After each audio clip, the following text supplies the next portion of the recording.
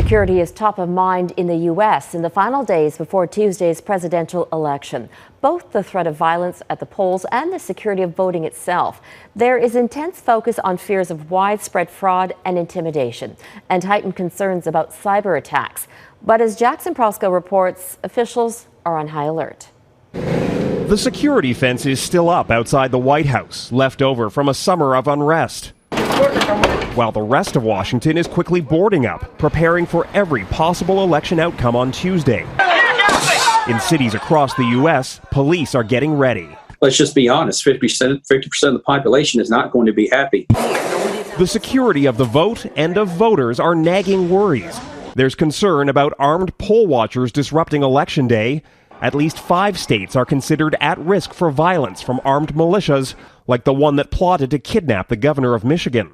The department will continue to plan for any type of civil unrest, national civil unrest. We're thinking about larger civil unrest, either stemming from an election result or non-result. Hi there. Then there are the threats, both foreign and domestic, that could upend the election and its aftermath. Hackers in Georgia have penetrated state election databases. Iran is accused of sending threatening emails to voters using stolen registration data. Disinformation, especially from foreign governments, risks fueling tension. They're going to be really successful if they can cause people to call into question the validity of the election, the results of the election. An election in which results could take days to be delivered. 2 battleground states have warned it could take up to 4 days to finish the count. It's really important for Americans to understand that the delay in the final count is not in any manner, shape, or form evidence of widespread fraud.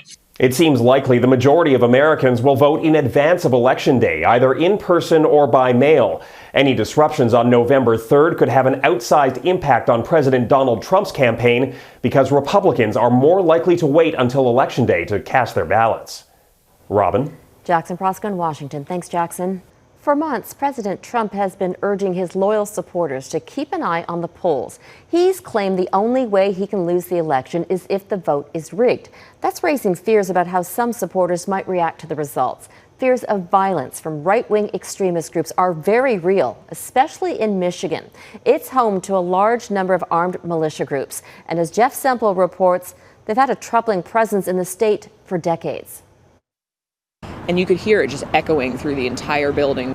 This Michigan state senator was sitting at her desk in the Capitol last spring when she heard the protests outside. This is about each and every one of you patriots. The crowds, angry over the pandemic lockdown, chanted, "Let us in." McMorrow then looked up to the gallery to see this heavily armed militia. If one of them decided to put their finger on a trigger and start firing, we would be sitting ducks in a fishbowl. And they were taunting us. 13 militia members, including several from that protest, were later charged with planning to kidnap the governor. I am concerned about what happens next. And some are preparing for the worst. 2020 has been a bumper year for gun sales. Between the months of March and September, Americans purchased more than 15 million firearms. That is nearly twice as many as the same period last year, and nowhere more so than right here in Michigan. People that are new to firearms, that have no background to it, they are now realizing that they need to protect themselves. Last year, this Michigan gun store sold 300 handguns. So far this year, they've sold 3,000. Across the state, firearm sales in September tripled.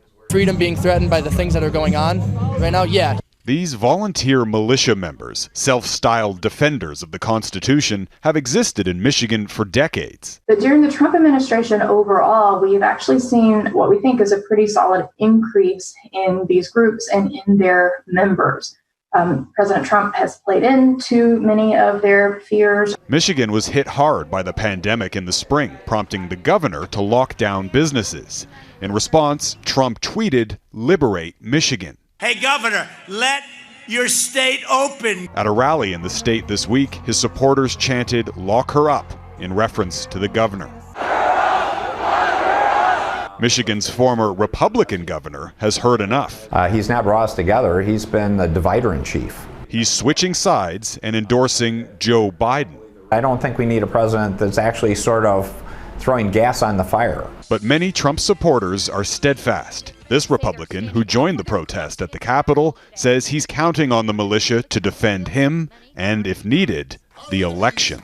All of those guns, you see them all and you're also scared of them.